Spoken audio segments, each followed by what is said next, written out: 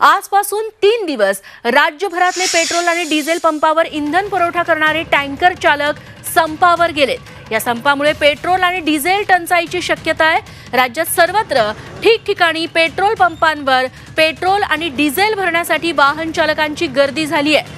Bharat petroleum, Hindustan petroleum, Indian oil या इंधन कंपनीच्या प्रशासनानं टँकर चालकांच्या शिष्टमंडळाची भेट घेत संप मागे घेण्याची विनंती केली, मात्र वाहतूकदार संपावर ठाम राहिलेत।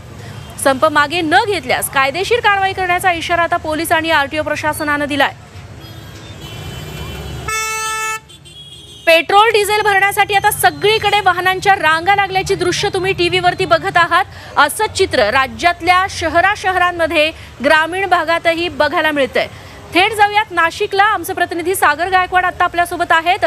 सागर, पेट्रोल डिझेल भरण्यासाठी वाहन चालकाच्या रांगा लागलेल्या आहेत, तिथली सध्याची स्थिती काय आहे? नक्कीच राज्यभरामध्ये पेट्रोल टंचाई जशी आहे ती निर्माण झालेली आहे।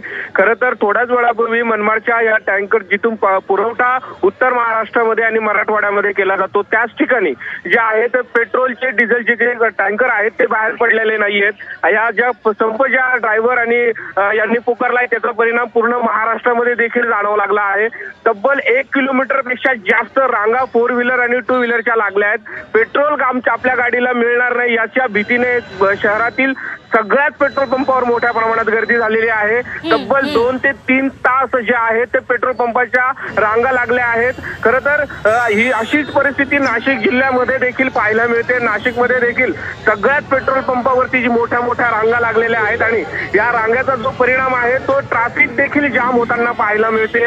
सगळ्या शहरातल्या नागरिकांमध्ये भीतीचं वातावरण पसरलंय, कारण रोज डेली रुटीन निवर झालं आहे, नवीन वर्ष सुरू झालेलं आहे आणि आता रुटीन मध्ये जे कामं आहेत, जॉब आहेत ते सुरू होणार आहेत आणि ह्या कामामध्ये अडचण निर्माण व्हायला नको यासाठी शहरातील सगळ्याच लोकांना याची भीती निर्माण झालेली आहे।